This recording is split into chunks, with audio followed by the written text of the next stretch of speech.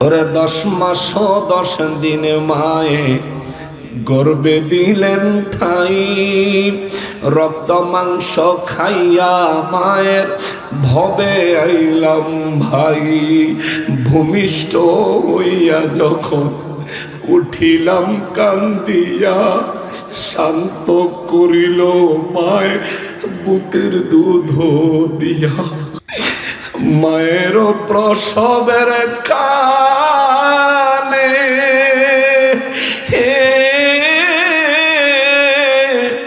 ওরে বুক ভেসে যায় নয়ন জলে রে। ওমা সন্তানের লইয়া কোলে ভুলে প্রসব যন্ত্রণা, দুঃখের দরদি আমার জনম দুঃখী মা। গর্ভধারিণী মা জনম দুঃখিনী, দুঃখের দরদি আমার জনম দুঃখী মা। ওরে মায়ের কান্দন যাবত জীব,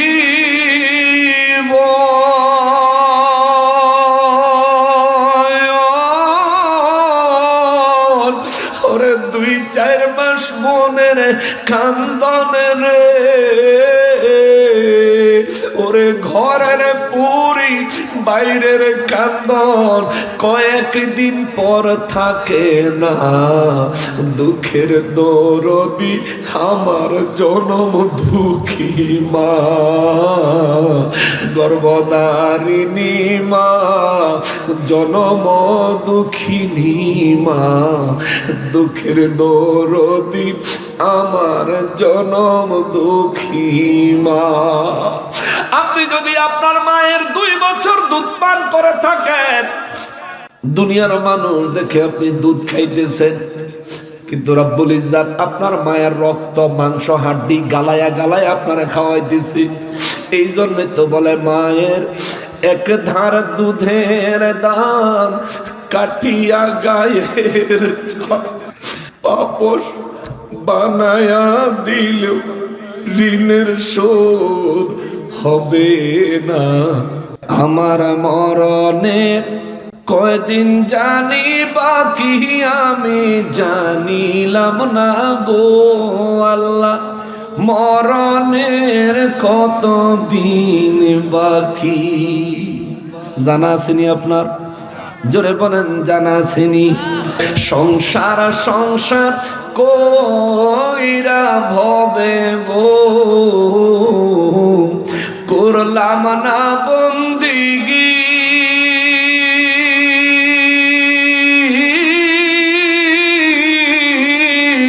কিভাবে কাটাইবি মনরে কবরের জিন্দিগি রে। ওরে জীবন গুনায় গুনায় গেল রে, ওরে জীবন গুনায় গুনায় গেল রে। ওরে ধন সম্পদের মায়ায় পইরা রে ডাকলি না মাওলা রে।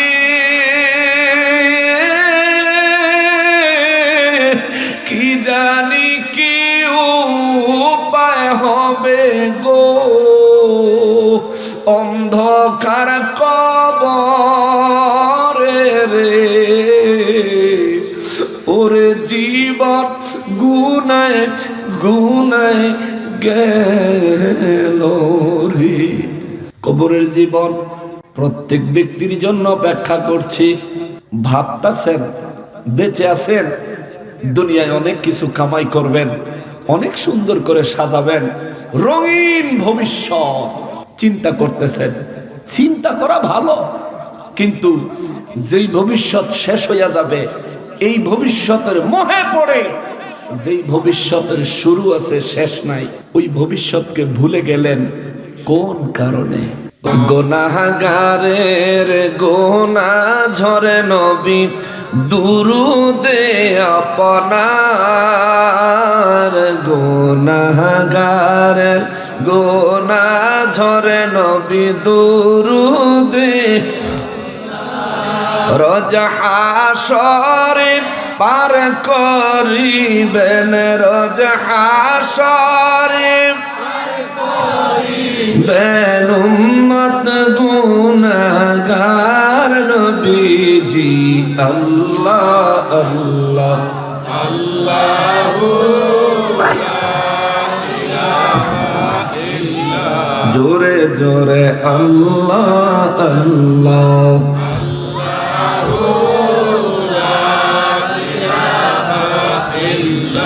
মৌতের তুফান আসবে যখন নবী গো আমার মৌতের তুফান আসবে যখন নবী গো দয়া করে দেখাইয়েন দয়া করে ইয়েন চেহারায় আনোয়ার নবীজি আল্লাহ আল্লাহ আল্লাহু লা ইলাহা হো আল্লাহ আল্লাহ আল্লাহু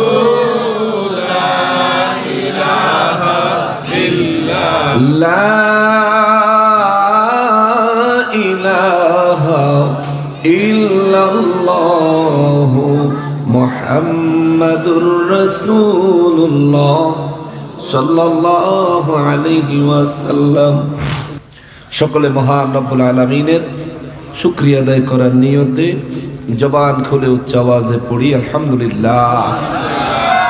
আর একবার শুকরিয়া আদায় করব এই জন্যে যে পরওয়ারদিগার আলম মেহেরবানি করে আজ 21শে জানুয়ারি 2026 রোজ বুধবার দিবাগত রাতে আয়োজিত ঐতিহ্যবাহী মৌলভীবাজার জেলাধীন মৌলভীবাজার সদরস্থ দক্ষিণ ঘোড়াখাল প্রাইমারি স্কুল মাঠে আয়োজিত 22তম বার্ষিক ইসলামী সুন্নি মহাসম্মেলনে দক্ষিণ ঘোড়াখাল লতিফিয়া হাফিজিয়া মাদ্রাসা এর উদ্যোগে আয়োজিত অনুষ্ঠানে আমাদেরকে আসার উপস্থিত হওয়ার এবং বসার যে সুযোগ যে তৌফিক মহান রব্বুল আলামিন এনায়েত করেছেন তার জন্য জবান খুলে উচ্চ আওয়াজে আরো একবার পড়ি আলহামদুলিল্লাহ।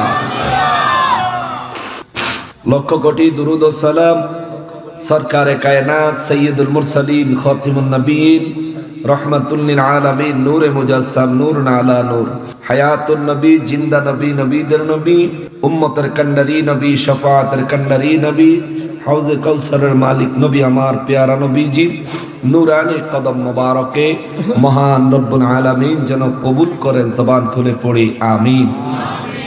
অধ্যকার আয়োজিত মাহফিলের সম্মানিত সভাপতি সাহেব, লন্ডন প্রবাসী এবং লতিফিয়া হাফিজিয়া মাদ্রাসার সম্মানিত বর্তমান সভাপতি মহোদয় জনাব মোহাম্মদ আরশ খান সাহেব, সহসভাপতি হিসেবে আজকের মাহফিলে উপস্থিত রয়েছেন শেখ শফিকুর রহমান তালুকদার সাহেব, হাজী মোহাম্মদ সুন্দর মিয়া সাহেব, আলহাজ মোহাম্মদ দিলাওয়ার খান সাহেব, আজাদ খান সাহেব, সর্বসাং দক্ষিণ ঘোড়াশাল। উপস্থিত দিগার উলামায়ে কেরাম, বিশেষ করে কিছুক্ষণ পূর্বেই যিনি আপনাদের জন্য দোয়া ফরমায়া গেলেন শামসুল উলামা আল্লামা ফুলতুলি সাহেব কিবলা রহমতুল্লাহ আলাইহির সুযোগ্য উত্তরসূরি হযরত মাওলানা হাফিজ ফখরুদ্দিন চৌধুরী সাহেব জাদায়ে ফুলতুলি মাদ্দাজিল্লাহুল আলী বারাকাল্লাহু ফি হায়াতিহি। উচ্চ আওয়াজে পড়ি আল্লাহুম্মা আমিন। আলোচনা পেশ করেছেন হযরত মাওলানা হাবিবুর রহমান যুক্তিবাদী সাহেব, আর আরো আলোচনা পেশ করেছেন হযরত মাওলানা মুফতি কারি আমিনুল ইসলাম সিরাজি সাহেব, সিঙ্গারবিলি রেল স্টেশন কেন্দ্রীয় জামে মসজিদের বর্তমান খতিবে মুকাররম। আরো বহু আমন্ত্রিত উলামায়ে কেরামগণ রয়েছেন। আন্তরিকতার সাথে প্রত্যেকের জন্য দোয়া করছি, আল্লাহ প্রত্যেককে হায়াতে তাইয়্যিবা দান করেন, দ্বীনের দাঈ হিসেবে আল্লাহ কবুল করেন। সবাই পড়ি আমিন। উপস্থিত দিগার উলামায়ে কেরাম, আমার সম্মুখে উপস্থিত সমাজের মান্যগণ্য ব্যক্তিবর্গ এবং দিনদার ইমানদার মুসলমান মুত্তাকি ভাইয়েরা, পর্দার আড়ালের মা ও বোনেরা, রাস্তাঘাট দোকানপাট থেকে, দূর দূরান্ত থেকে, পৃথিবীর বিভিন্ন প্রান্ত থেকে, বিভিন্ন সোশ্যাল মিডিয়ার মাধ্যমে আমাদেরকে যারা দেখছেন, সকলকে উদ্দেশ্য করে সালাম আরজ করে আলোচনায় প্রবেশ করছি। আসসালামু আলাইকুম ওয়া রাহমাতুল্লাহি ওয়া বারাকাতুহু। ওয়ালাইকুম আসসালাম ওয়া রাহমাতুল্লাহি ওয়া বারাকাতুহু। সম্মানিত হাজিরিন, আমি আলোচনা করার নিয়তে কালামে হাকিমের সূরা আল আনআমের 102, 3 এবং 104 নম্বর আয়াতে কারিমা তেলাওয়াত করেছি। সূরা আল আনআম কোরআনুল কারীমের সিরিয়ালের 6 নম্বর সূরা। এই সূরাটা নাজিল হয়েছে মক্কা মুআজ্জামায়। এই সূরায় 165 খানা আয়াতে কারিমা রয়েছে। হযরত আব্দুল্লাহ ইবনে আব্বাস রাদিয়াল্লাহু তাআলা আনহু বলেন, এই সূরাটা 165 আয়াতের দীর্ঘ সূরা হওয়া সত্ত্বেও আমার নবীর উপর এই সূরাটা আমার আল্লাহ তাআলা এক রাতে একসাথে নাজিল করেছেন। সুবহানাল্লাহ। আমার নবী বলেন, এই সূরা যেদিন নাজিল হয়, আল্লাহ সেদিন 70,000 রহমতের ফেরেশতা মক্কা মুআজ্জামায় নাজিল করেছিলেন। জোরে পড়েন সুবহানাল্লাহ। নবী বলেন, এই ফেরেশতাদের সংখ্যা পরিধি এত ছিল যে তাদের কারণে দুনিয়ার থেকে আসমানের দিকে নজর দিলে ফেরেশতাদের জন্য আসমান দেখা যাইতো না। আল্লাহু আকবার। এই সূরার শুরু থেকে 102 নম্বর আয়াতে কারিমা পর্যন্ত বিভিন্ন মাহফিলে আমি গুনাহগার তাফসীর মাহফিলে মুসলিম উম্মার খেদমতে শোনানোর সুযোগ হয়েছে। আজকে আমরা 102 থেকে ধরে সামনের দিকে আগাবো ইনশাআল্লাহ। আল্লাহ বলেন, বিসমিল্লাহির রহমানির রহিম, যালিকুমুল্লাহু রাব্বুকুম লা ইলাহা ইল্লা হু খালিকু কুল্লি শাইইন ফা'বুদুহু ওয়া হুয়া আলা কুল্লি শাইইন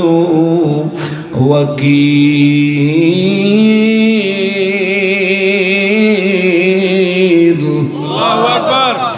রব্বুল আলামিন বলেন, যালিকুমুল্লাহ, এই হলো তোমাদের আল্লাহ। সুবহানাল্লাহ। সুবহানাল্লাহ। এই হলেন তোমাদের আল্লাহ, তিনি হলেন তোমাদের আল্লাহ, ইনি হলেন তোমাদের আল্লাহ। রব্বুকুম, যিনি তোমাদের প্রতিপালক। সুবহানাল্লাহ। আমাদের প্রতিপালক কে? জোরে বলেন কে?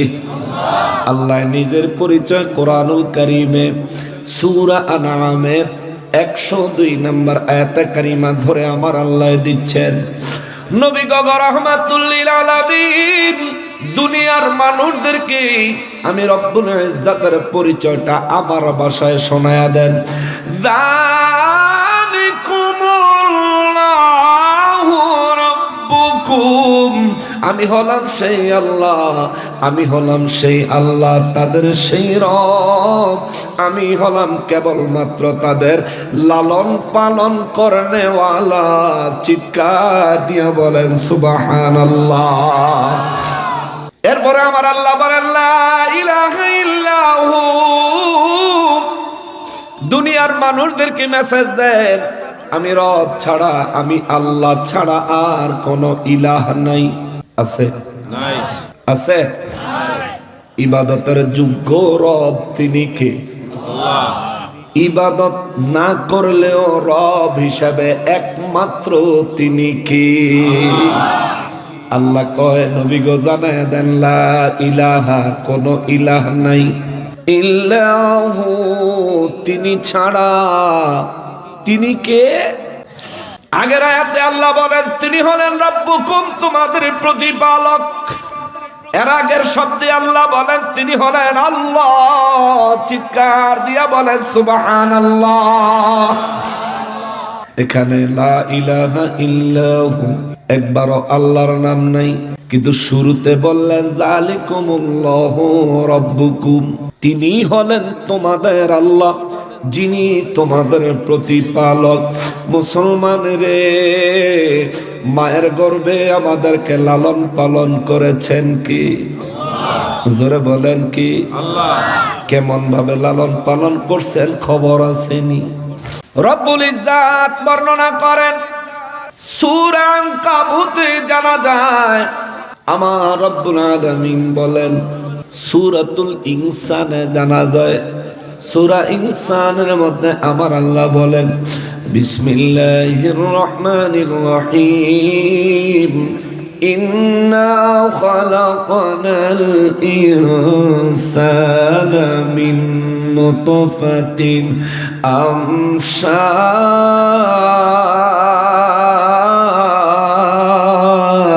আল্লাহু আকবার। রব্বুল আলামিন বলেন নবী গো, দুনিয়ার মানুষগুলাকে বলে দেন গো নবীজি, আমি হলাম ওই আল্লাহ, নিশ্চয়ই আমি আল্লাহ। ইন্না খালাকনাল ইনসান, নিশ্চয়ই আমি আল্লাহ মানব জাতি সৃষ্টি করেছি। ইন্না খালাকনাল ইনসানা মিন নুতফাতিন আমশাজ, দুনিয়ার মানুষদেরকে বলে দেন আমি আল্লাহ তাদেরকে সৃষ্টি করেছি তাদের মা বাবার নুতফার মিশ্রণ থেকে। চিৎকার দিয়া বলেন সুবহানাল্লাহ। তাদের মা বাবার নুতফার মিশ্রণ থেকে আমি আল্লাহ তাদেরকে বানাইছি। বিজ্ঞান বলেন একজন পিতা, একজন পুরুষ তার বিবির সঙ্গে শারীরিক সম্পর্কের কারণে যে পরিমাণে নুতফা একবারে ত্যাগ করে শরীর থেকে, ওই নুতফা একবারের নুতফা কমপক্ষে 12 লক্ষ, সর্বোচ্চ 60 লক্ষ সন্তান জন্ম দেওয়ার ক্ষমতা রাখে। সুবহানাল্লাহ।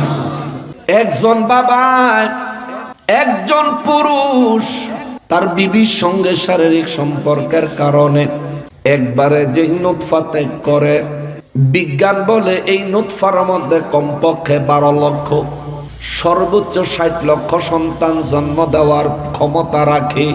অর্থাৎ এই নুতফার মধ্যে কমপক্ষে 12 লক্ষ শুক্রাণু থাকে বিজ্ঞানের ভাষায়। এই নুতফার মধ্যে সর্বোচ্চ 60 লক্ষ শুক্রাণু থাকে বিজ্ঞানের ভাষায়। আর আমার রব্বুল ইজ্জাতের ভাষায় হলো মিন নুতফাতিন আমশাজ, আমি আল্লাহ তোমার মা তোমার বাবার নুতফার মিশ্রণ থেকে আমি আল্লাহ তোমাদেরকে সৃষ্টি করেছি। বিজ্ঞান বলে আমার আল্লাহ যেই দিন একটা মানুষ বানায়, যেই দিন কোনো মায়ের গর্ভে আমার আল্লাহ একটা সন্তানকে কবুল করে, ওই দিন তার বাবার নুতফা থেকে কমপক্ষে 12 লক্ষ সর্বোচ্চ 60 লক্ষ শুক্রাণুর মধ্য থেকে বাছাই করে সমস্ত শুক্রাণুগুলি বাদ দিয়া একটা মাত্র শুক্রাণু তার মায়ের গর্ভে প্রবেশ করায়। যাদের যমজ সন্তান হয় 2টা মাত্র শুক্রাণু তাদের মায়ের গর্ভে প্রবেশ করায়। এ মুসলমান রে, আমার মতো নাদান, আমার মতো গুনাহগার, আমার মতো খাকসার, আমার মতন পাপী, আমার মতন তাপিরে আমার আল্লাহ বানানোর জন্য কমপক্ষে 12 লক্ষ সর্বোচ্চ 60 লক্ষ শুক্রাণু থেকে বাছাই করে আমাকে পছন্দ করে আমাকে আল্লাহ নিজে ইচ্ছা করে মায়ের গর্ভে যিনি আমারে ঠাঁই দিলেন তার নাম কি? আরো জোরে বলেন তিনি কে? আপনার ক্ষেত্র এমনই হয়েছে, অন্যান্যদের ক্ষেত্র এমনই হয়েছে। এই জন্য রব্বুল আলামিন কয় আমি হলাম রব্বুকুম, তোমাদের প্রতিপালক। আল্লাহু আকবার। আমাদের প্রতিপালক কি? আল্লাহ। আল্লাহ কয় তোর বাবার মেরুদণ্ড থেকে বের করে তোর মায়ের গর্ভে যখন আমি আল্লাহ প্রবেশ করাই তখন দুনিয়ার কেউ সাহায্যকারী ছিল না রে। আমি আল্লাহ তোর মায়ের গর্ভে তোরে প্রবেশ করাইছি, ওই জায়গায় 40 দিন তোরে এমনি লালন পালন করছি। চিৎকার দিয়া বলেন সুবহানাল্লাহ। 40 দিন পর্যন্ত ওই জায়গায় তোরে আমি এমনি লালন পালন করেছি। এরপরে আল্লাহ কয় 40 দিন পরে রক্তের টুকরা বানাইছি, পরের 40 দিন পরে গোশতের টুকরা বানাইছি।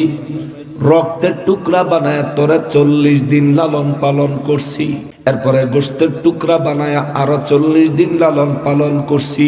এই গোশতের টুকরার ভিতরে হাড়, চেহারার শেপ, কানের শেপ, নাক, চোখ, কানের শেপ দিয়া আমি আল্লাহ আরো 40 দিন তোরে লালন পালন করছি। এ বান্দা, কেমনে আমি রবের ভুলে গেলি রে? কেমনে নামাজ ত্যাগ করে বিছানায় ঘুমায়া রইলি রে?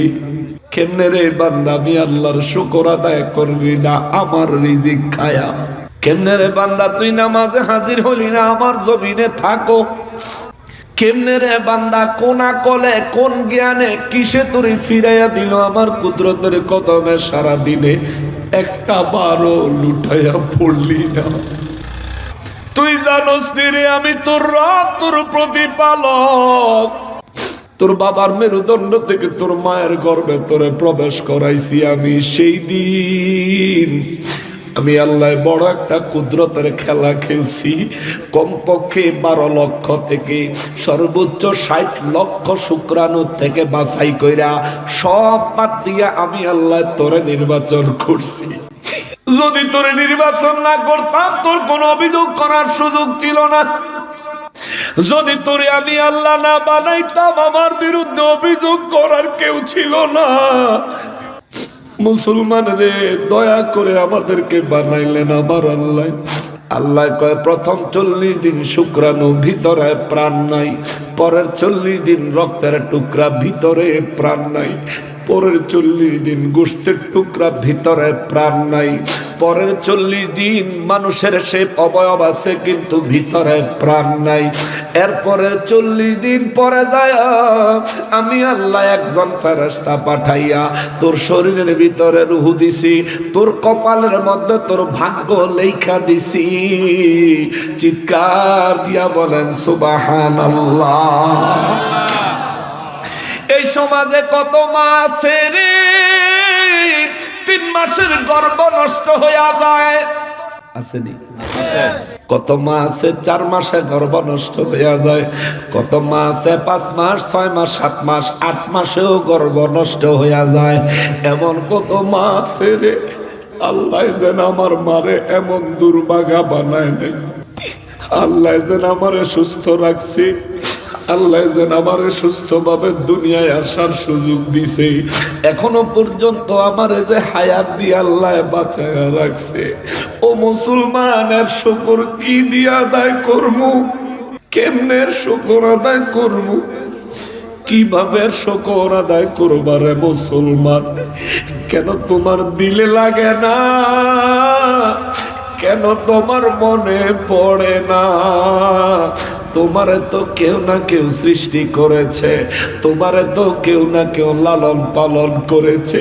এমন সময় তোমার মায়ের গর্ভ, কিন্তু তোমার মা ইচ্ছা করলেই তোমারে বাঁচাইতে পারতো, এমন ক্ষমতা তোমার মায়ের ছিল না। এই ক্ষমতার মালিক কে?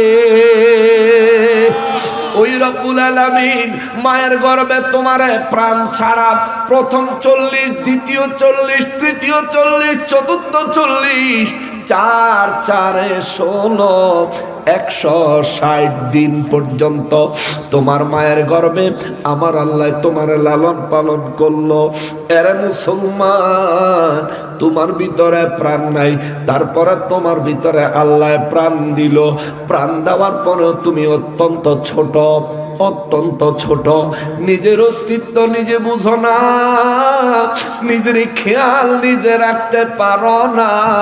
তোমার হাত আছে, হাতের মধ্যে প্রাণ আছে, শরীরের মধ্যে প্রাণ আছে, হাত নড়ে পা নড়ে, কিন্তু তুমি নিজের ইচ্ছা মতন নাড়াইতে পারো না। এখন যেমন এই সময়তে যেমন আমি যদি চাই টিস্যুটা ধরব, আমি চাইলে আমার হাতের নিয়ন্ত্রণ আছে, আমি টিস্যুটা ধরতে পারি, চাইলে পানির বোতলটা ধরতে পারি, চাইলে একজনের দিকে মুসাফা করার জন্য হাত বাড়ায় দিতে পারি, চাইলে আমার প্রয়োজনে আমার হাত আমার পা ব্যবহার করতে পারি। কিন্তু মায়ের গর্ভে প্রথম যখন আল্লাহ আমার দেহে প্রাণ দিছিল, আমার হাত ছিল কিন্তু চালানোর ক্ষমতা ছিল না। আমি জানতাম না, আমি বুঝতাম না কিভাবে আমার হাত হাতকে আমার জন্য ব্যবহার করতে হবে।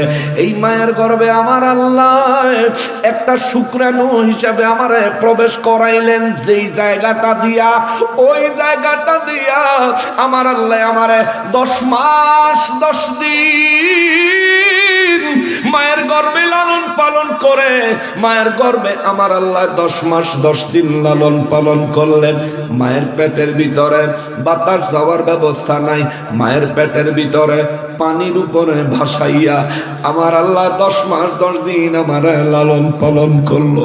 ওরে এখন যদি আমার নাকে মুখে টিপে ধরো, 2 মিনিট ধরে রাখলে আমার দুনিয়ার খেলা শেষ।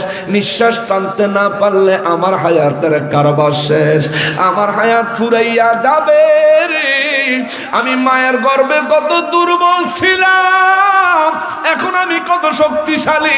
আমার যদি সুরমা নদীতে নামাইয়া আমার মাথাটা যদি চুবাইয়া পানির নিচে যদি 5 মিনিট ধরে রাখে, আমার পক্ষে আর বেঁচে থাকা সম্ভব হবে না, প্রাণ পাখি উড়াল দিবে।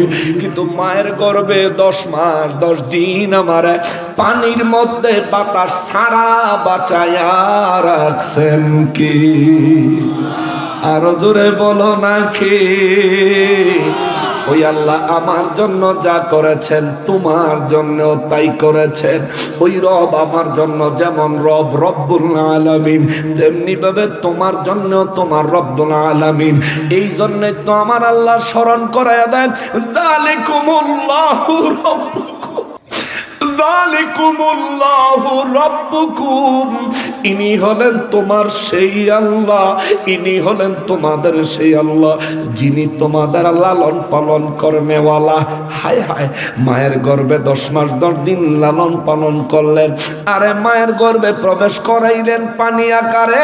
কিন্তু মায়ের গর্ভ থেকে বাহির করার সময় একটা জ্যান্ত মানুষ, একটা পূর্ণাঙ্গ মানুষ, কমপক্ষে 2 কেজি ওজনের একটা মানুষ, হাত আছে, পা আছে, চোখ আছে, কান আছে, সব কিছু জায়গায় ঠিক মতন কাজ করে। এমন অবস্থায় মায়ের যেই জায়গাটা দিয়া মায়ের গর্ভে আল্লাহ আমার পানি আকারে, পানির ফুটা আকারে, শুক্রাণু আকারে পাঠাইছে, ওই জায়গা থেকে পূর্ণাঙ্গ মানুষ বানায়া ওই সংকীর্ণ জায়গাটাকে প্রশস্ত করে আমাকে নিরাপদে দুনিয়ায় আসার সুযোগ করে দিলেন কি? জবান খুলে বলো না কে? আরো জোরে বলো না কি? মায়ের ওইটুকু জায়গা দিয়ে একটা মানুষ দুনিয়ায় আসা আমার আল্লাহর দয়া না হলে কি সম্ভব হতো? বলেন সম্ভব হতো? না না না। ওই সংকীর্ণ জায়গা দিয়ে আল্লাহ আমার 2 কেজি 2.5 কেজি 3 কেজি, অনেকের বাচ্চা 3.5 4 কেজিও হয়। মায়ের গর্ভ থেকে আমার আল্লাহ বাহির করলেন, আমার একটা চুল ছিঁড়ল না, শরীরের একটা হাড্ডি ভাঙলো না, হাতে পায়ে একটা মোচড় লাগলো না। আল্লাহু আকবার! চিন্তা করে দেখছে, এই সংকীর্ণ জায়গা দিয়ে আল্লাহ আমার বাহির করলেন। আমার একটা হাত ভাঙে নাই, পা ভাঙে নাই, একটা হাড্ডিতে আঘাত লাগে নাই, কোনো জয়েন্টে টান খায় নাই। যে সময় আমার মাথাটা কাদার মতো নরম ছিল, দাদিরা নানিরা কোলে লইয়া মাথার কপালের মধ্যে চাপ দিলে মাথার কপাল ডাইবা গেছে। কিন্তু কপালের শেপ ঠিক করি, একটু উঁচাইয়া রয়েছে ঠিক করি, গালের দিকে টিপা দিত, কপালের মধ্যে টিপা দিত, দিত নি বাচ্চাদের দেয়নি। দাদিরা নানিরা দেখবেন শোয়াইয়া মাথার মধ্যে টিপে দেয়। ছোট বাচ্চাদের মাথার তালুতে দেখবেন লাফায়, লাফায়নি কেন? লাফায়। এখন কি লাফায় না? লাফায়। তখন লাফাইছে, এখনো লাফায়। এখন বড় হয়েছি, আগের চাইতে বেশি লাফায়, কিন্তু এখন বোঝা যায় না, কারণ মাথা আল্লাহ আমাদেরকে এখন শক্ত করে দিছে। তখন আমি এত নরম ছিলাম রে,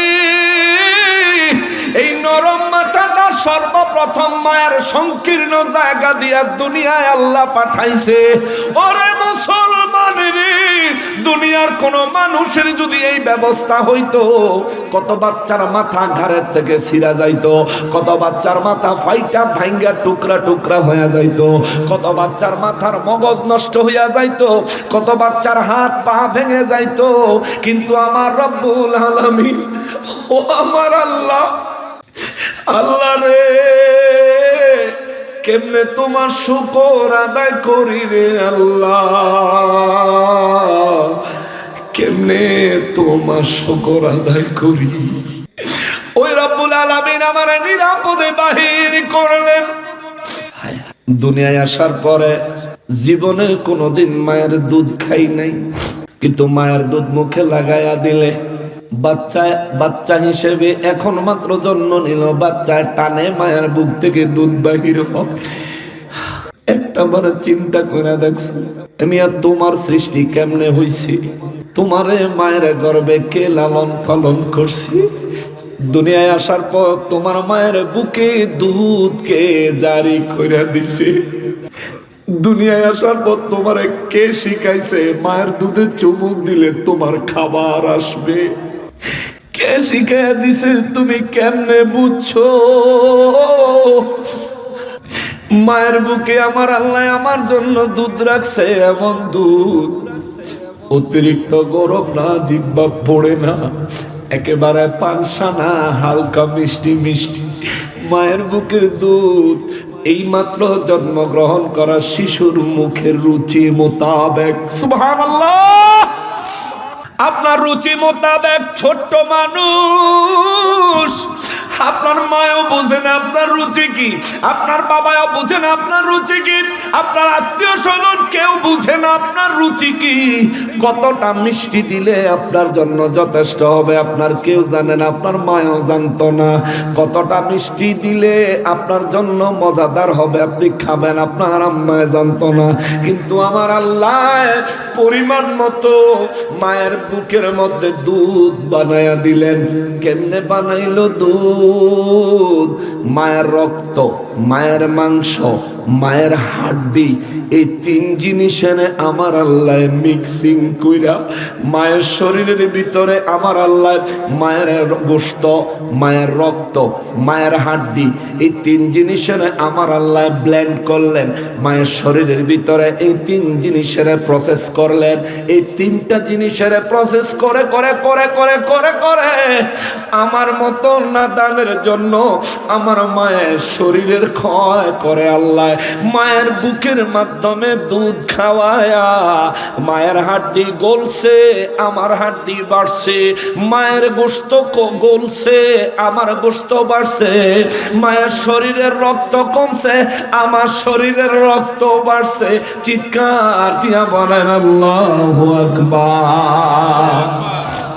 এই জন্য কবি সাহিত্যিকরা বলেন, ওরে 10 মাস 10 দিনে মায়ে গর্বে দিলেন ঠাই, রক্ত মাংস খাইয়া মায়ের ভবে আইলাম ভাই, ভূমিষ্ঠ হইয়া যখন উঠিলাম কান্দিয়া, শান্ত করিল মায় বুকের দুধ দিয়া। মায়ের প্রসবের কালে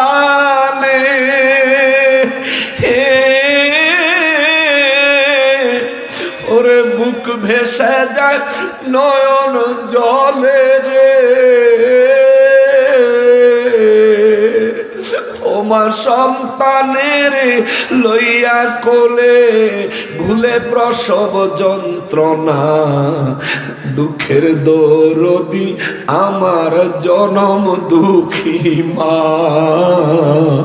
গর্ভধারিণী মা জনম দুঃখিনী, দুঃখের দরদি আমার জনম দুঃখী মা। ওরে মায়ের কান্দন যাবত জীব,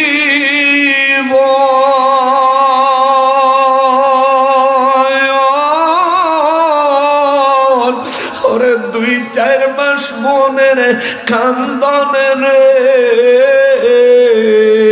ওরে ঘরের পুরি বাইরের কান্দন কয়েকদিন পর থাকে না, দুঃখের দরদি আমার জনম দুঃখী মা, গর্ভধারিণী মা, জনম দুঃখিনী মা, দুঃখের দরদি আমার জনম দুঃখী মা। আপনি যদি আপনার মায়ের 2 বছর দুধ পান করে থাকেন, দুনিয়ার মানুষ দেখে আপনি দুধ খাইতেছেন, কিন্তু রব্বুল ইজ্জাত আপনার মায়ের রক্ত মাংস হাড্ডি গালায়া গালায়া আপনারা খাওয়াইতেছি। এই জন্যই তো বলে মায়ের এক ধার দুধের দাম কাটিয়া গায়ের পাপস বানায়া দিল ঋণের শোধ হবে না। ওই মহান রব্বুল আলামিন আমার মায়ের শরীরের রক্ত মাংস হাড্ডি গালাইয়া আমার জন্য যদি মায়ের বুকে দুধের সরবরাহ আমার আল্লাহ না করতেন, বলেন আমার বাঁচার কোনো উপায় ছিল নি? জোরে বলেন উপায় ছিল নি? আরো জোরে বলেন উপায় ছিল নি? এই জন্য আল্লাহ কয় জালিকুমুল্লাহু রাব্বুকুম, আমি হলাম তোমাদের ওই আল্লাহ যিনি তোমাদেরকে লালন পালন করেছি, যিনি তোমাদেরকে লালন পালন করেছি। মায়ের গর্ভে 10 মাস 10 দিন দুনিয়াতে আসলা, নিরাপদে আনলাম, আসার পর তোমার জন্য খাবার, তুমি আসার আগে তোমার মায়ের বুকে আমি আল্লাহ রেডি করে দিছি।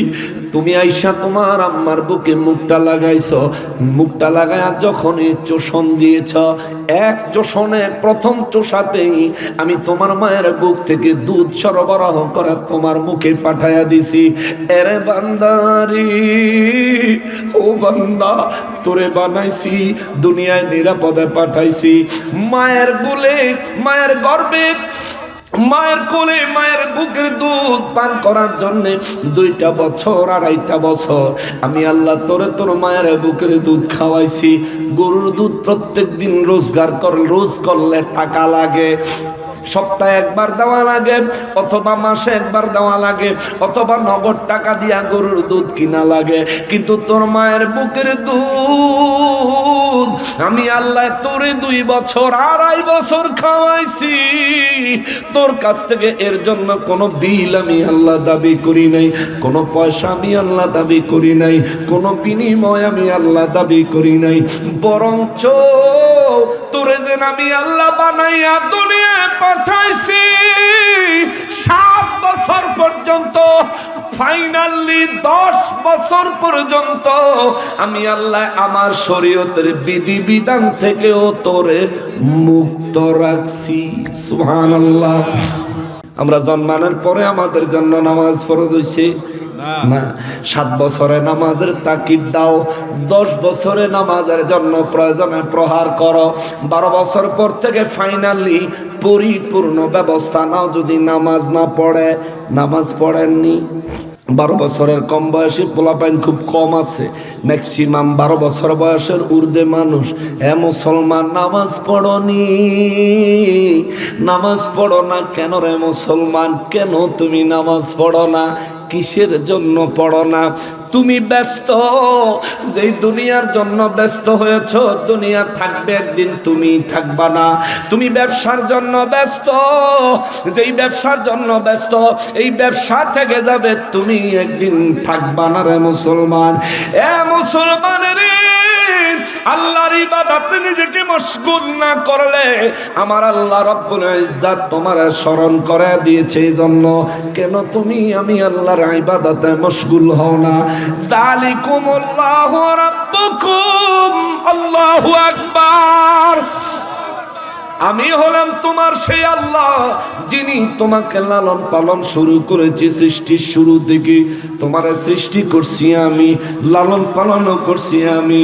এই জন্যই তো এই আয়াতে কারিমার পরের অংশে যায় আল্লাহ কয় লা ইলাহা ইল্লাহু।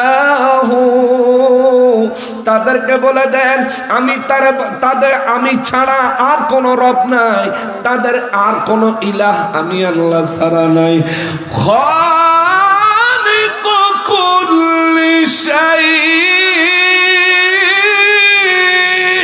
আল্লাহু আকবার আল্লাহ বলেন নবী গো ঘোষণা দেন দুনিয়ার মানুষদেরকে জানায় দেন সমস্ত কিছু সৃষ্টি করেছেন কি আরো ধরে বলেন না কি আল্লাহ কয় নবী গো দুনিয়ার প্রত্যেকটা মানুষকে বলে দেন সমস্ত কিছু সৃষ্টি করেছি আমি আল্লাহ সমস্ত কিছু এমনকি প্রত্যেক ব্যক্তিকেও সৃষ্টি করেছেন কি জোরে বলেন আল্লাহ আরো জোরে বলেন না আমাদের সৃষ্টিকর্তা আমার আল্লাহ আল্লাহ কা হুজুর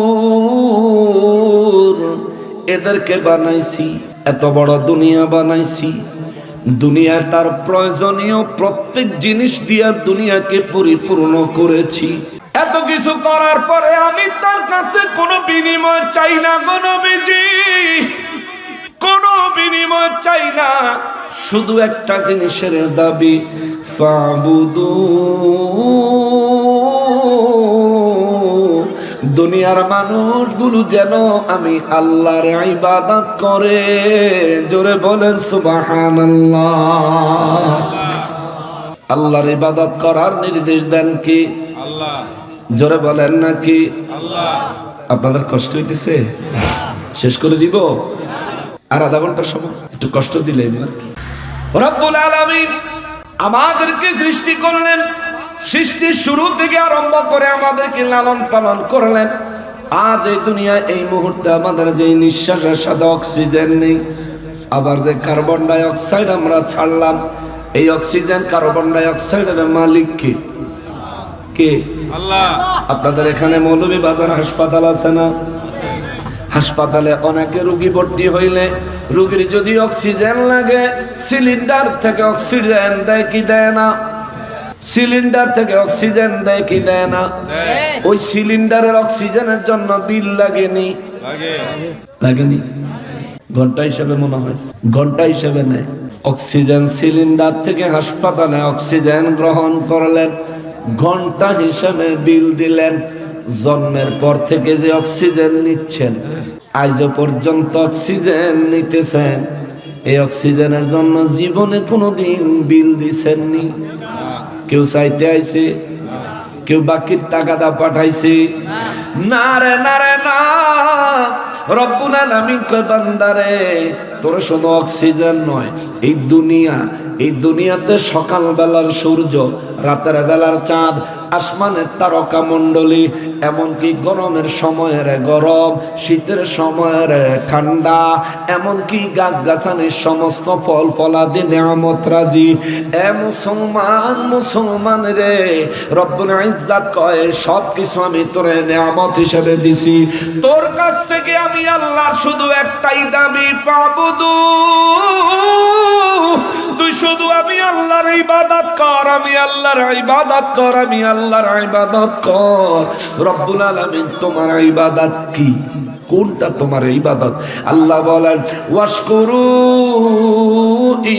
ইয়াহু ফাবুদুন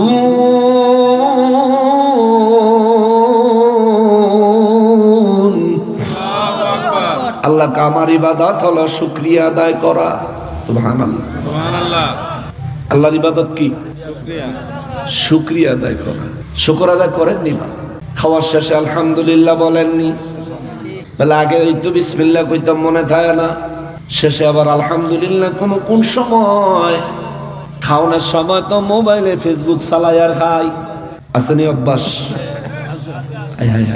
রব্বুল আলামিন বলেন তুমি যদি ইবাদতকারী হতে চাও তবে আমি আল্লাহর নিয়ামতের শুকরিয়া আদায় করো তাইলে এখন একটা প্রশ্ন দাঁড়াইলো আল্লাহ যত নিয়ামত দিছেন এই নিয়ামতের বিনিময় হিসেবে আমার আল্লাহ বান্দার কাছ থেকে ইবাদত নিছেন আল্লাহ যত নিয়ামত দিছেন এই সমস্ত নিয়ামতের বদৌলতে আল্লাহ বান্দার কাছ থেকে শুকরিয়া নিছেন তাইলে আল্লাহর ফায়দা আছে? না না না, এটা আপনার একটা ভুল ধারণা রে বাবা। আমার রব্বুল আলামিন বলেন, তোমরা আমার নিয়ামত খাইবা, নিয়ামত আমার দিছি তোমারে, খাওয়ার পর, গ্রহণ করার পর, ব্যবহার করার পর, তুমি এটা ভোগ করার পরে আমার রব্বুল আলামিন বলেন তুমি শুকরিয়া আদায় করবা।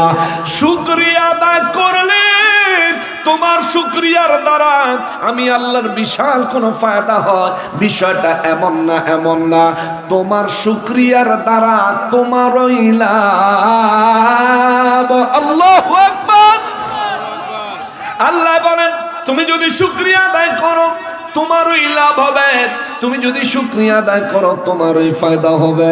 সাহাবায়ে কেরাম জানতে চাইলেন, নবী গো, আমি যদি আল্লাহর ইবাদতের জন্য শুকরিয়া আদায় করি তাইলে আমার কি ফায়দা হবে? আমার নবী বলেন, শোনো, আমার আল্লাহ সূরা ইব্রাহিমের মধ্যে বলেছেন, লা ইন শাকারতুম, যদি তুমি আল্লাহর শুকরিয়া আদায় করো, লা আযীদান্নাকুম, আল্লাহ তোমার যে সমস্ত নিয়ামত দিয়েছেন এই সমস্ত নিয়ামতের পরিধি আমার আল্লাহ আরো বাড়ায়া দিবে।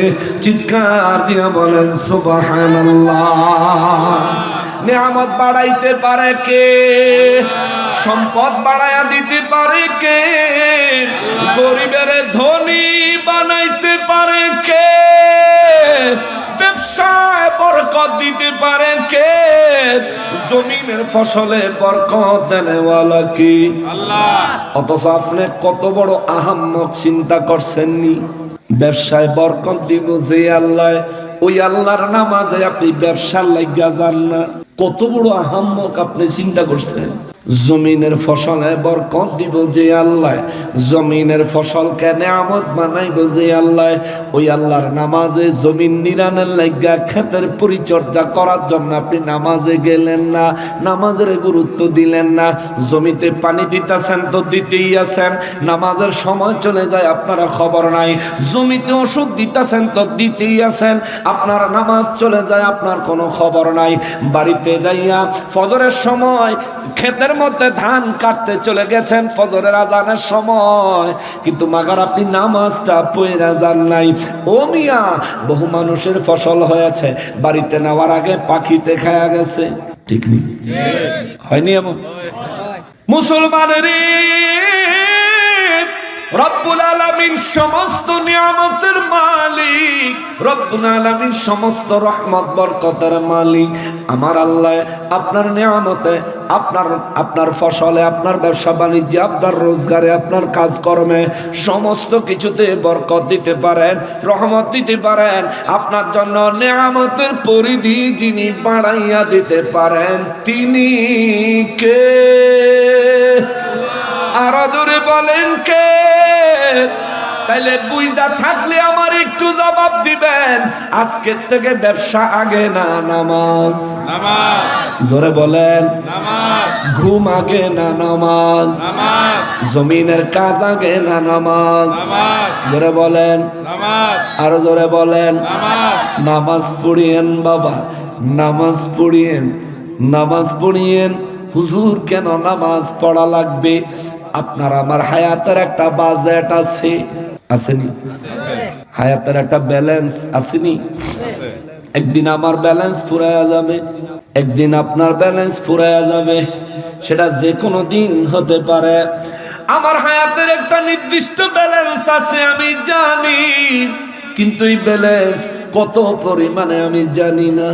আপনি জানেননি? আপনার আর কতদিন হায়াত আছে আপনি জানেন? আমার মরণের কয়দিন জানি বাকি আমি জানিলাম না গো আল্লাহ, মরণের কতদিন বাকি জানা আসেনি আপনার? জোরে বলেন, জানা আসেনি? হায়রে সংসার কইরা জিন্দেগি বরবাদ করে দিছেন। এই জন্যই তো মুরব্বীরা কয় ওরে সংসার কইরা ভবে গো করলাম না বন্দিগি,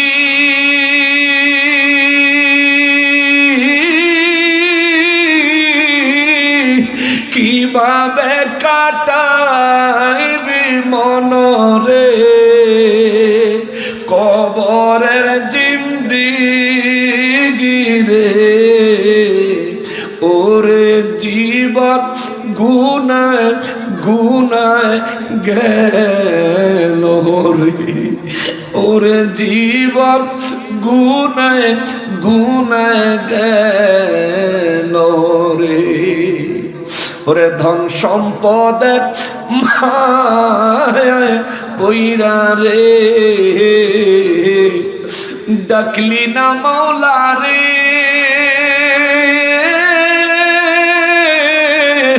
কি জানি কি উপায় হবে গো অন্ধকার কবরে রে ওরে জীবন গুনায় গুনায় গেল রে কবরের জীবন প্রত্যেক ব্যক্তির জন্য অপেক্ষা করছি ভাবতাছেন বেঁচে আছেন দুনিয়ায় অনেক কিছু কামাই করবেন অনেক সুন্দর করে সাজাবেন রঙিন ভবিষ্যৎ চিন্তা করতেছেন চিন্তা করা ভালো কিন্তু যেই ভবিষ্যৎ শেষ হইয়া যাবে এই ভবিষ্যতের মোহে পড়ে যেই ভবিষ্যতের শুরু আছে শেষ নাই ওই ভবিষ্যৎকে ভুলে গেলেন কোন কারণে ওরে ছেলে মেয়ের মায় পইড়া গো ডাকলি না মাওলা রে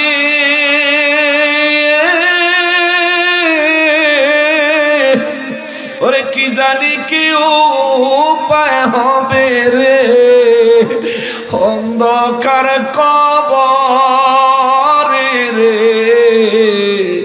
ওরে জীবন গুনায় গুনায় গেল রে হায়াতের একটা বাজেট আছে শেষ হয়ে গেলে সুযোগ শেষ হায়াতের বাজেট শেষ হয়ে গেলে ইবাদত চাইনো আর করা যাবে না পারবে কারো যদি হায়াতের বাজেট শেষ হয়ে যায় কবরের জিন্দেগিতে নামাজ আসেনি কবরের জিন্দেগিতে রোজা আসেনি কবরের জিন্দেগিতে তওবা করার সুযোগ আসেনি জানেন এটা এই জিনিসটা কি জানেন প্রত্যেকে জানেন বিশ্বাস করেননি বাবা সত্যি বিশ্বাস করেন তাহলে একটু চিন্তাও করেন এই দুনিয়ায় কেউ যদি আপনারা ঠকায়া দেয় ঠকা যায়েন এখানে কেউ আপনাকে ঠকায়া দিলে আপনি জাগা মতন জিততে গেছেন ঠিক কিনা বলেন আর আপনি যদি চিন্তা করেন কাউরে ঠকাইয়া আপনি জিততে লাইবেন তাহলে মনে রাখেন আসল জায়গায় ধরা খেয়ে গেছে ঠিক কিনা বলেন বাবা এই দুনিয়া থাকবে কিয়ামত পর্যন্ত কিন্তু এই দুনিয়াতে এখনো পর্যন্ত বহু রাজা বাদশাহ ছিল তারাও চলে গেছে বাদশাহ জুলকারনাইন 1600 বছর হায়াত পেয়েছিলেন সুবহানাল্লাহ সুবহানাল্লাহ কত বছর 1600 এরপরে ওনাকে চলে যেতে হয়েছে এমন এক বাদশাহ ছিলেন পুরা পৃথিবীটা 2 বার ভ্রমণ করছে সুবহানাল্লাহ সুবহানাল্লাহ আপনি গো দিয়া গেলেন কোন এক জ্বালায় আছে আপনি করে লইয়া বেশি আরাম হয়ে গেছে নাকি 2 বার পুরো পৃথিবী ভ্রমণ করছে বাদশাহ জুলকারনাইন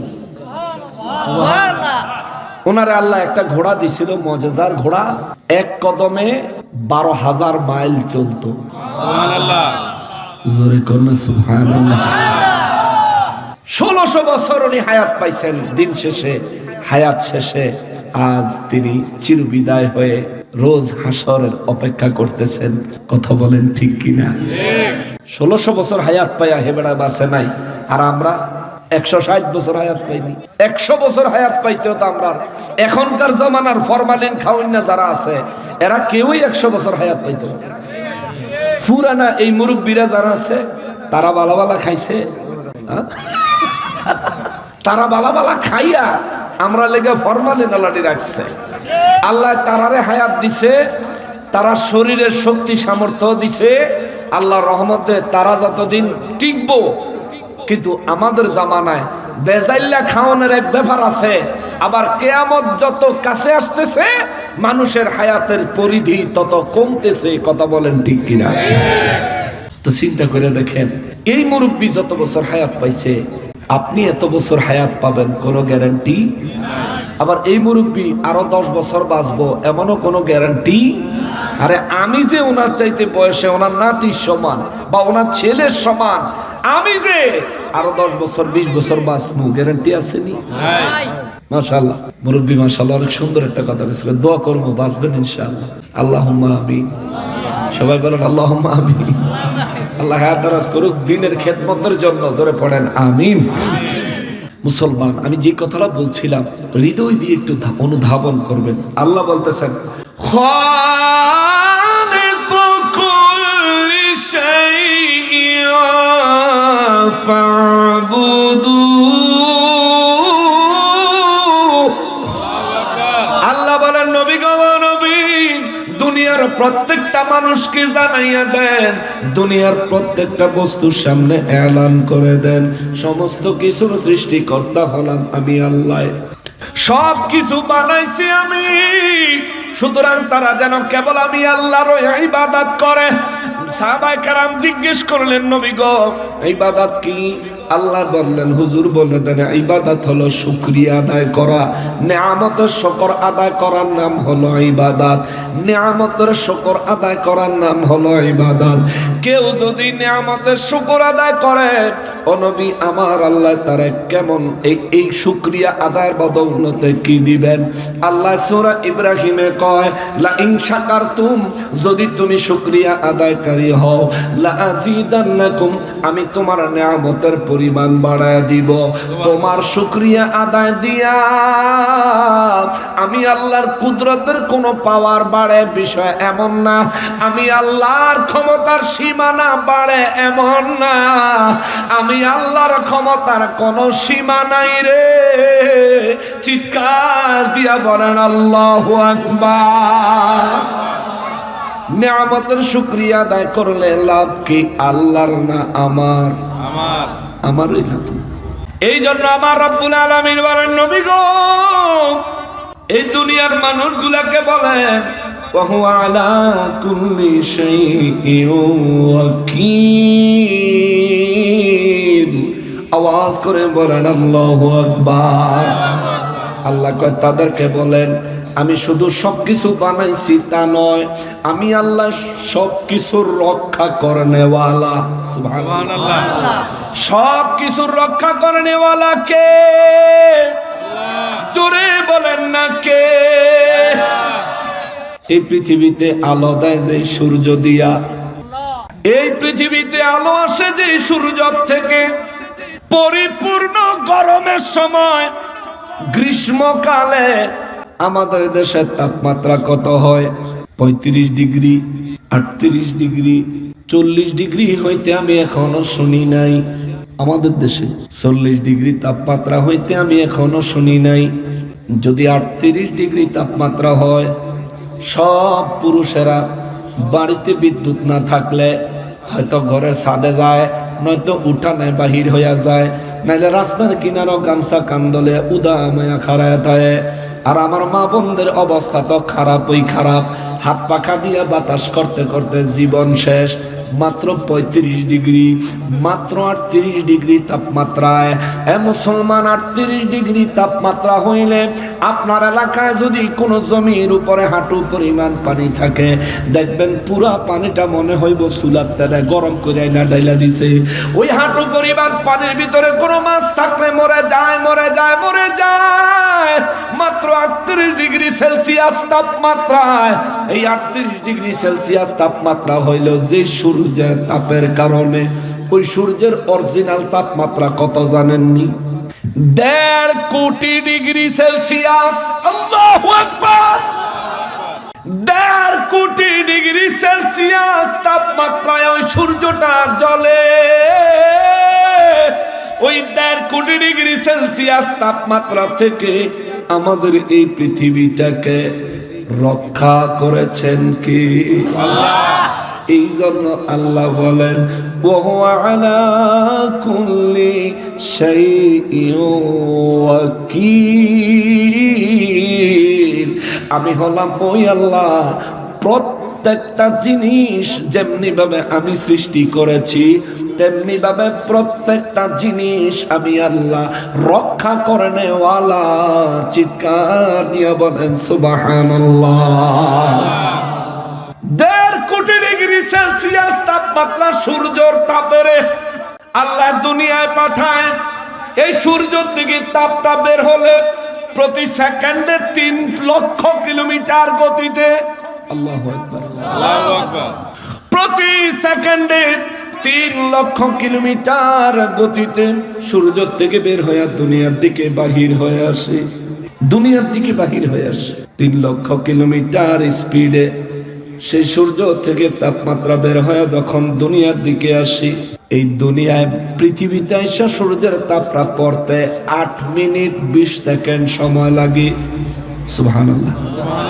এই 8 মিনিট 20 সেকেন্ড ধরে আল্লাহ সূর্যের তাপটারে ঠান্ডা করতে করতে করতে করতে তারপরে দুনিয়াতে না পৌঁছায়। এরপরে আইসা আমাদের সহনশীল যদ্দূর সইব এদ্দূর তাপমাত্রা আমাদের জন্য পাঠায় কে? আল্লাহ। জোরে বলেন নাকি? আল্লাহ। আল্লাহ পাঠায়। জোরে চিৎকার দিয়ে শুকরিয়া আদায় করেন আলহামদুলিল্লাহ। আলহামদুলিল্লাহ। আরে ওই আল্লাহ যদি ওই 1.5 কোটি ডিগ্রি সেলসিয়াসের 150 ডিগ্রি সেলসিয়াস তাপমাত্রাও যদি দুনিয়ায় পাঠায়, পুরো দুনিয়া না জ্বললে ছাই হয়ে যাবে। এই জন্য আল্লাহ বলেন ওয়া হুয়া আলা কুল্লি শাইইন ওয়াকিল, আমি আল্লাহ হলাম সমস্ত কিছু রক্ষা করে নেওয়ালা। পরের আয়াতে রব্বুল আলামিন বলেন লা তুদরিকুহুল আবসার। আল্লাহু আকবার, আল্লাহু আকবার। আল্লাহ বলেন কোন দৃষ্টি আমি আল্লাহকে আয়ত্ত করতে পারে না। সুবহানাল্লাহ। সুবহানাল্লাহ।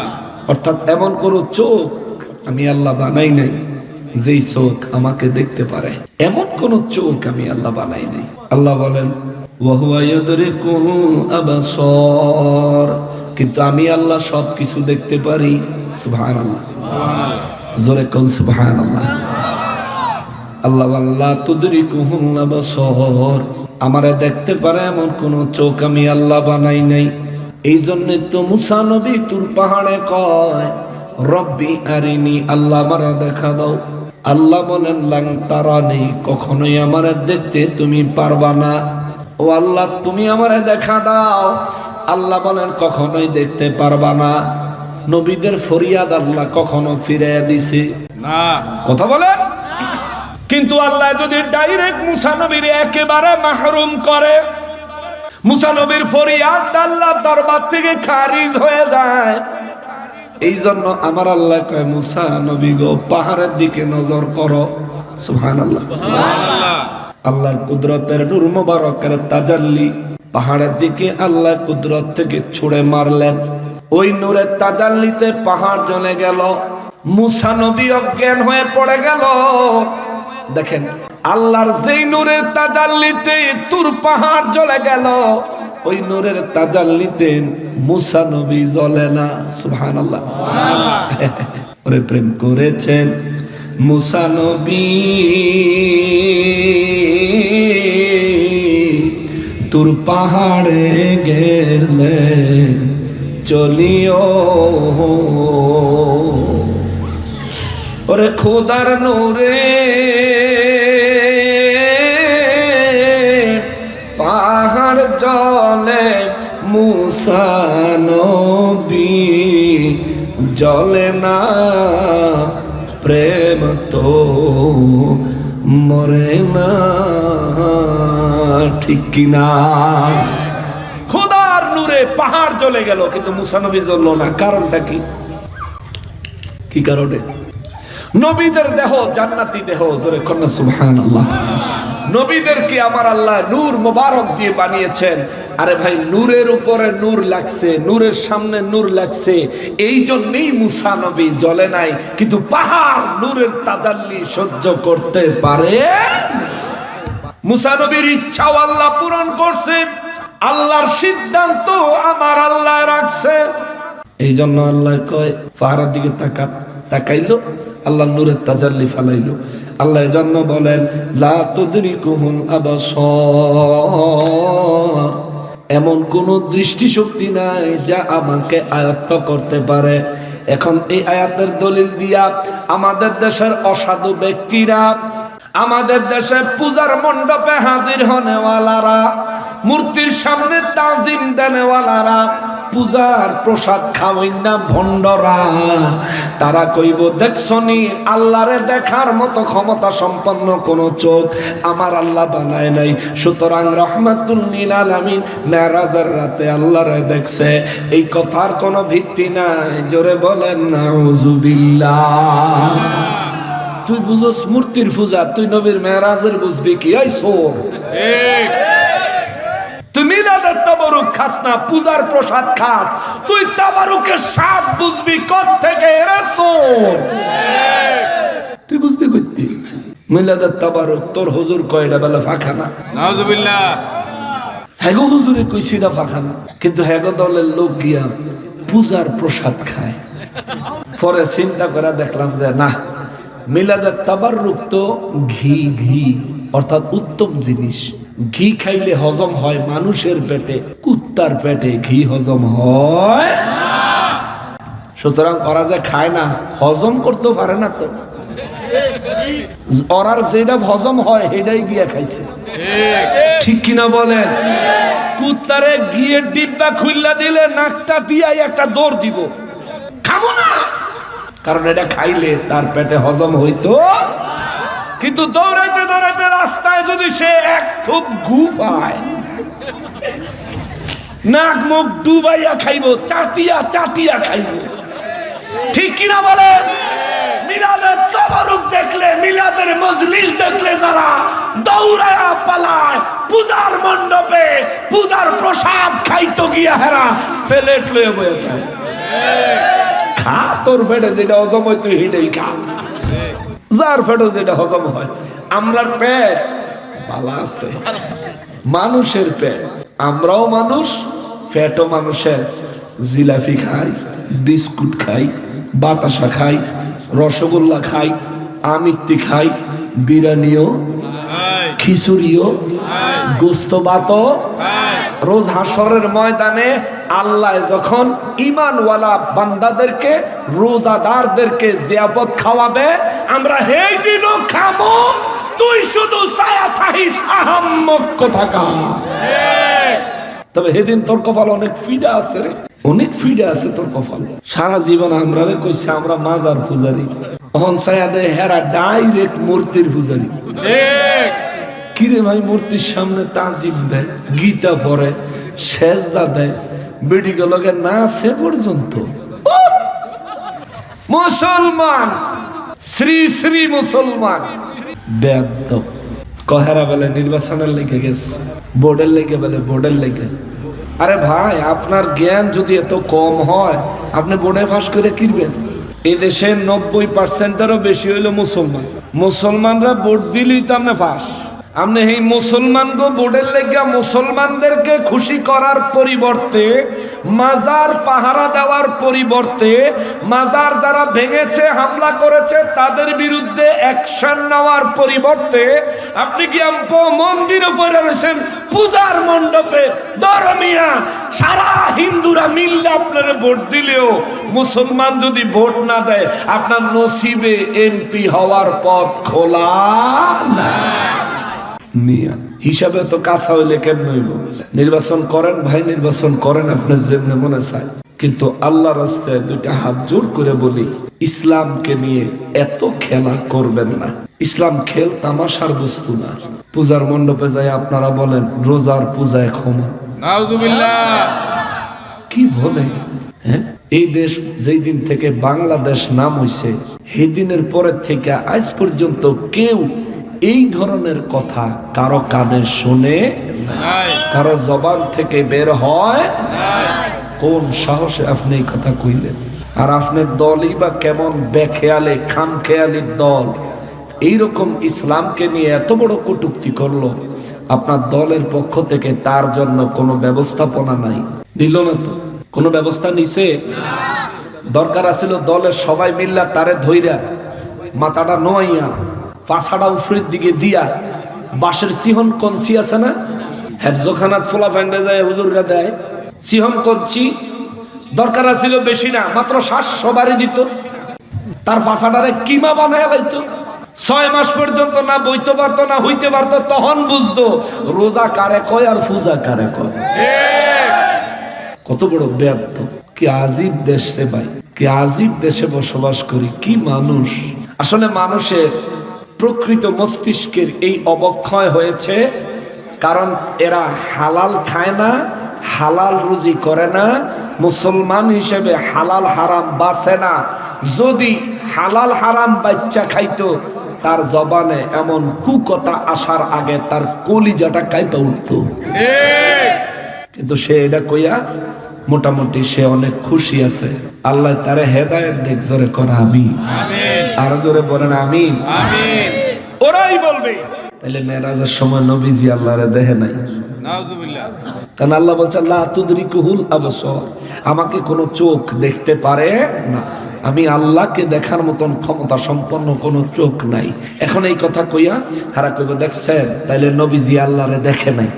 আম্মা জানা আয়েশা সিদ্দিকা রাদিয়াল্লাহু তাআলা আনহা বলছেন, আমার নবীজিকে কেউ যদি বলে নবীজি আল্লাহকে দেখেছে, তাইলে সে মিথ্যা বলল। আম্মা জান এই কথা বলছেন, তাইলে এবার চিন্তা করেন আপনারা যে কর নবীজি আল্লাহরে দেখছে, এটা কত বড় মিছা কথা। এ ভাই, আমরা যে বলি এটা আমাদের নিজেদের ব্যক্তিগত কথা না, এটা আমার নবীজির কথা। আমার নবী নিজে বলেছেন, রাআইতু রাব্বি আযজা ওয়া জাল্লা ফি আহসানি সূরাতিন, আমি আমার আল্লাহকে আমার এই চোখে সরাসরি দেখেছি। সুবহানাল্লাহ, জোরে কোন সুবহানাল্লাহ। সুবহানাল্লাহ। দেখছেন নি নবীজি? দেখছে, জোরে বলেন দেখছেন নি? দেখছে। নবী বলেন আমি দেখছি। এখন আম্মা জান আয়েশা সিদ্দিকা রাদিয়াল্লাহু তাআলা আনহা বলেন, কেউ যদি বলে নবীজি আল্লাহকে দেখেছে, তাহলে সে মিথ্যা বলে। এখন আমরা একটা মারাত্মক বিপদে পড়ছি না? নবীজি বলতেছেন দেখছি, আম্মা জান বলতেছেন কেউ দেখছি বললে ওই ব্যক্তি মিথ্যা বলবে। এটার ফয়সালা কি? ইমামরা ফয়সালা দিচ্ছেন। নবীজি আল্লাহকে দেখেছেন, এই কথা নবী বলেছেন মেরাজের কথা। আম্মা জান আল্লাহকে আমার নবী দেখেছেন, এই কথা যে বললেন, এটা আম্মা জান বুঝাইছেন দুনিয়ায় থেকে আমার নবী দুনিয়াতেই আল্লাহকে দেখেছেন। এই কথা যে বলবে সে মিথ্যা বলল। নবী তো দুনিয়াতে আল্লাহকে দেখেছেন এটা বলেন নাই। নবী বলেছেন আমি মেরাজের রাতে আল্লাহ রব্বুল ইজ্জতকে আল্লাহর কুদরতের মাকামে দেখেছি। জোরে কন্যা সুবহানাল্লাহ। সুতরাং নবীর কথাও সত্য, আম্মা জানের কথাও সত্য। সহজ সমাধান। তাছাড়া কেউ যদি আম্মা জানের কওলকে নবীজির মেরাজের বিরুদ্ধে দলিল হিসেবে পেশ করতে চায়, তাহলে তার ইলমের অভাব আছে। নবীজির মেরাজ হয়েছে মক্কা মুআজ্জামায়, আর আম্মা জানের সাথে আমার নবীজির বিবাহ সম্পন্ন হয়েছে মদিনা মুনাওয়ারায়। আম্মা জানের সাথে আমার নবীর যখন বিবাহ হয়, তখন আম্মা জানের বয়স হইল মাত্র 6 বছর। কয় বছর? 6 বছর। 6 বছর। তো নবীজির মেরাজ হয়েছে মক্কা মুআজ্জামা। মদিনা মুনাওয়ারায় যাওয়ার সাথে সাথে আম্মা জানের সাথে নবীজির বিবাহ হয় নাই, একটু যাওয়ার পরে বিয়ে হয়েছে। তো নবীজির মেরাজ যদি মক্কা মুআজ্জামায় হয়ে থাকে আর আম্মা জানের সাথে বিবাহ যদি মদিনা মুনাওয়ারায় হয়ে থাকে, তাহলে মেরাজের সময় আম্মা জানের বয়স কত? 4 বছর নাইলে 5 বছর। 4-5 বছরের মানুষ, আপনার 4-5 বছরের জীবনে কি হয়েছে মনে আছে? তাহলে এই বয়সের কোনো মানুষ যদি এই কোনো ব্যক্তির ব্যাপারে মন্তব্য করে, এটা কি সঠিক হবে? হবে না। আর আম্মা জান তিনি কি তার ওই বয়সের কথাকে মন্তব্য করবেন?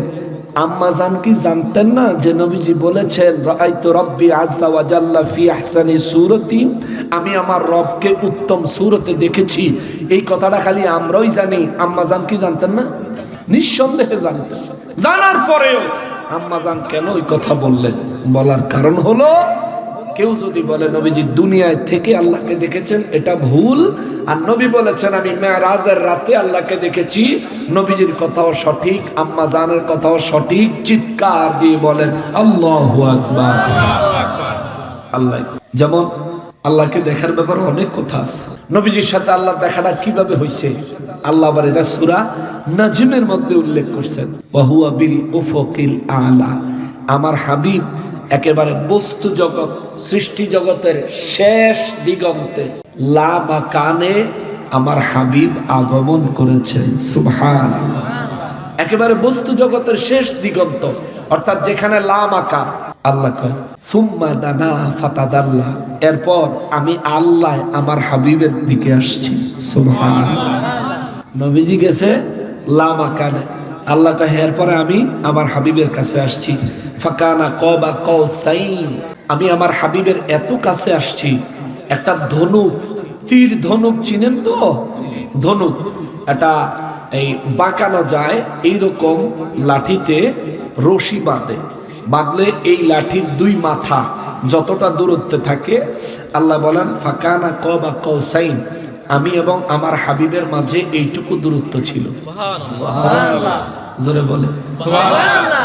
এরপরে আল্লাহ কয় আও আদানা, অথবা এর চাইতেও কম ছিল। সুবহানাল্লাহ। একটা ধনুকের দুই মাথার দূরত্ব কত? সামান্য। আল্লাহ বলেন আও আদানা, তার চাইতেও কাছে। এখন তার চাইতে কাছে কতটুকু? সাহাবায়ে কেরাম জানতে চাইলেন, হুজুর তার চেয়ে কাছে কতটুকু? আমার নবী বলেন এতটাই কাছে যে আল্লাহর কুদরতের হাত আমি নবীর বুক মোবারকের উপরে রেখেছে। তাহলে নবীজির বুক মোবারকে আল্লাহ তাআলা স্পর্শ করেছেন। নবী বলেন আল্লাহর হাত, কুদরতের হাত মোবারক আমার বক্ষ মোবারকে লাগার পরে আমি ঠান্ডা শীতলতা অনুভব করলাম। জোরে করলাম সুবহানাল্লাহ।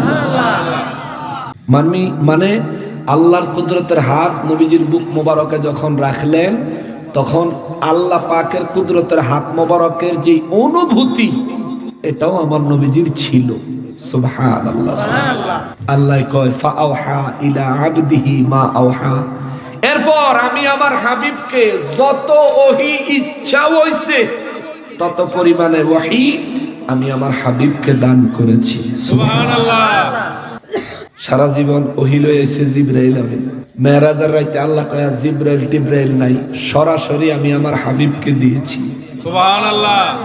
দেনওয়ালা আল্লাহ, লেনেওয়ালা তার হাবিবুল্লাহ। জোরে কন্যা সুবহানাল্লাহ। সুবহানাল্লাহ। আল্লাহ বলেন মা কাযাবাল ফুআদু মা রাআ, আমার হাবিবের চোখ সেদিন যা দেখেছে তার অন্তর তা অস্বীকার করে নাই। সুবহানাল্লাহ। সুবহানাল্লাহ। চোখ যা দেখেছে অন্তর অস্বীকার করে নাই, কথাটার অর্থ কি?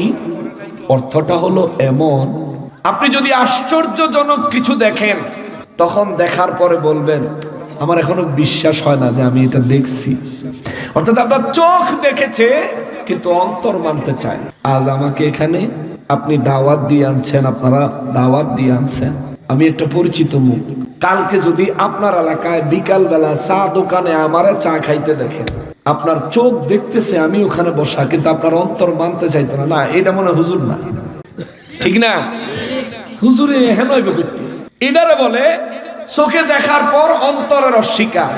আল্লাহ কয় মা কাযাবাল ফুআদু মা রাআ, আমার হাবিব যখন আমাকে দেখেছে তখন তার অন্তর বলে নাই না এটা আল্লাহ হতে পারে না, বরং আমার হাবিব আমাকে রব হিসেবে দেখেছে, তার অন্তর স্বীকৃতি দিয়েছে হ্যাঁ আমি আমার হাবিবের আল্লাহ। চিৎকার দিয়ে বলেন সুবহানাল্লাহ। আল্লাহু আকবার। ইয়া রাসূলুল্লাহ। জিন্দাবাদ জিন্দাবাদ জিন্দাবাদ জিন্দাবাদ সিলসিলায়ে মাদারপুরি জিন্দাবাদ জিন্দাবাদ। তাকবীর। আল্লাহু আকবার। এরপরে আল্লাহ নবীজি আল্লাহকে দেখছেন, এই ব্যাপারে দুনিয়ার মানুষে যান কাজ্যা ঝগড়া করব, কেউ মানবো কেউ মানতো না, এটা আল্লাহ জানতো নি? কথা কয় না? এই কথাটাও আল্লাহ সূরা নাজমে কইয়া দিছে। আফাতুমারুনাহু আলা মা ইয়ারা, আমার হাবিব যা দেখেছে তা নিয়ে কি তোমরা ঝগড়ায় লিপ্ত হয়েছো? সুবহানাল্লাহ। সুবহানাল্লাহ। কে বললেন? আল্লাহ। দেখছেন নি? আফাতুমারুনাহু আলা মা ইয়ারা, আমার হাবিব যা দেখছে তা নিয়ে তোমরা ঝগড়ায় লিপ্ত হয়েছো? এই আহম্মকের দল, আরে দেখা দিছি আমি, দেখছে আমার হাবিব, আমার হাবিবকে দেখা দেওয়ার জন্য আরশে আজিমে মেহমান বানাইছি আমি, নিয়ে আইছি আমি, দাওয়াত দিছি আমি, দেখা দিছি আমি, ওহী দিছি আমি, আমার হাবিব আমাকে দেখেছে, আমার হাবিব নিজের জবানে বলেছে, তুমি এটা নিয়ে ঝগড়া করো কেন? চিৎকার দিয়ে বলেন না আল্লাহু আকবার। আল্লাহ 1450 বছর আগে দমক দিয়ে থুইছে, আফা তুমারুনাহু আলা মা ইয়ারা। আমার হাবিব যা দেখছে তা নিয়ে তোমরা কি ঝগড়ায় লিপ্ত হয়েছে? যা দেখছে, যা দেখেছে, ইয়ারা, যা দেখেছে। নবী আপনি কি দেখছেন? রাইতু রাব্বি আযজা ওয়া জাল্লা ফি আহসানি সূরাতিন, আমি আমার রবকে উত্তম সূরতে দেখেছি। সুবহানাল্লাহ। এই জন্য সূরা, অনেকে বলে এই সূরায় যে আল্লাহ বললেন যে কই লা তুদরিকুহুল আবসার, কোন দৃষ্টি আমাকে দেখার ক্ষমতা রাখে না। আমি আল্লাহকে দেখার ক্ষমতা কোন দৃষ্টি রাখে না, কোন চোখ রাখে না। এটা আমার আল্লাহ যে বললেন, আবার কোরআন শরীফে যায়া সূরা কিয়ামার মধ্যে আল্লাহ বলেন উজুহু ইয়াউমা ইযিন নাযিরা, আল্লাহ বলেন অনেক মুখমণ্ডল সেদিন প্রস্ফুটিত হবে, সতেজ হবে। অর্থাৎ অনেক মুখমণ্ডল সেদিন খুশি হবে। কেন? ইলা রাব্বিহা নাযিরা, তারা তাদের রবের দিকে নজর দিয়া তারা খুশি হয়ে যাবে। সুবহানাল্লাহ। তাইলে আমরার কথা কইছে আল্লাহ, আমরার কথা, আমাদের কথা আল্লাহ বলেছে। আমাদের মধ্যে অনেক ব্যক্তি আল্লাহকে দেখবে, আল্লাহ দেখা দিবে। যারা জান্নাতি তাদের সাথে আল্লাহ দেখা দিব। জোরে কন্যা সুবহানাল্লাহ। তাইলে আমরাও তো আল্লাহকে দেখব, আল্লাহ তো আমাদেরকে দেখা দিবেন। যদি এমনটাই হয়, রোজ হাসরের ময়দানে আল্লাহ মুমিনদের সাথে দেখা দিবেন, জান্নাতের ভিতরে আল্লাহ জান্নাতীদের সাথে দেখা দিবেন। জোরে কন্যা সুবহানাল্লাহ। জান্নাতীদেরকে হাদিসে মোবারকের মধ্যে আসছে, আল্লাহ জিজ্ঞেস করবেন, হে জান্নাতীরা, তোমাদের আর কি নিয়ামত প্রয়োজন? জান্নাতীরা বলবে, আল্লাহ জাহান্নাম থেকে আপনি কি আমাদেরকে মুক্তি দেননি? জান্নাতের মতো নিয়ামতপূর্ণ বাসস্থান আপনি কি আমাদেরকে দেননি? এত নিয়ামত দেওয়ার পরে আর কি চাই আল্লাহ? চাওয়ার মতো কি যে চাইবো ওইটাই তো ভাবতে পারতেছি না আল্লাহ। চাওয়ার আগে হাজির হয়ে যায়। তখন আমার রব্বুল ইজ্জত বলবেন, আমি নিজে তোমাদেরকে দিদার দিয়ে নিয়ামতের হকদার বানাইতে চাই। সুবহানাল্লাহ। আল্লাহ নিজে তার কুদরতের পর্দা মোবারক সরাইয়া জান্নাতীদের সাথে দেখা করবেন। তাহলে আল্লাহ যদি চায় বান্দা আল্লাহকে দেখতে পারে, আল্লাহ যদি চায় বান্দাকে আল্লাহ দেখা দিতে পারে। ওই আল্লাহ তার হাবিবুল্লাহকে মেরাজে নিয়ে দেখা করেছেন। এতে কি আমাদের অসুবিধা? না। কাফেরদের অসুবিধা ছিল, আবু বকরের কোনো অসুবিধা ছিল না, আবু জাহিল্লার অসুবিধা ছিল, কোনো সাহাবীর কোনো অসুবিধা ছিল না। সুতরাং নবীর মেরাজকে নিয়ে এখনো সমাজে যারা ফিতনা ফাসাদ তৈরি করে, এরা নিশ্চিত আবু জাহেলের দলের লোক। ঠিক। শুনতে মন্দ হইতে পারে। আপনারা কি রাগ করছেন? রাগ করলেও কথা এইটাই, আল্লাহর কথা বানায়া কই নাই। আল্লাহ জিজ্ঞেস করতেছে, রাফা তুমারুনাহু আলা মা ইয়ারা, আমার হাবিব যা দেখছে তা লইয়া তোমরা কি ঝগড়া করতেছ? চিন্তা করে দেখছেন? আমার হাবিব যা দেখছে তা লইয়া তোমরা কি ঝগড়া করতেছ? এক প্রকার এটা একটা ধমক। কিন্তু আহাম্মক মানুষ বুঝে না, খালি সহি হাদিস বিশ্রায়। সহি হাদিস, সহি হাদিস, এবড়া হাদিস তো হাদিস সহি, হাদিসের ভিতরে সহি খোঁজো। তুমি যে সহি হাদিস তুমি বুঝো নি মিয়া, তুমি নিজে নি সাব্যস্ত করবা কোনটা হালাল কোনটা হারাম। এটা তুমি তো সাব্যস্ত করার যোগ্যতা রাখো না। তোমার হুজুর, তোমার আহলে হাদিস মার্কা হুজুর, তোমার ওয়াহাবি মার্কা হুজুর, হেতারি সাব্যস্ত করব কোনটা হালাল কোনটা হারাম না। সাব্যস্ত করার জন্য আল্লাহ যুগে যুগে মুস্তাহিদ আলেমদেরকে পাঠাইছেন, তারা সাব্যস্ত করবে। আমার মতো মানুষ সর্বোচ্চটুকু যদি পারি আপনাদের সামনে ওই মুস্তাহিদ আলেমদের ফতোয়া নকল করে শোনাইতে পারবো, তাদের ফয়সালা নকল করে শোনাইতে পারবো, তাদের ইস্তেনবাদ করা মাসআলা আপনাদের সামনে শোনাইতে পারবো। কিন্তু আমি এখনো ওই মুস্তাহিদদের মতো যোগ্যতা অর্জন করতে পারি নাই যে আমি মাসআলা প্রণয়ন করব। সুতরাং পূর্বকালের মুস্তাহিদরা যা হালাল বলেছেন আমরা তার উপরেই থাকব।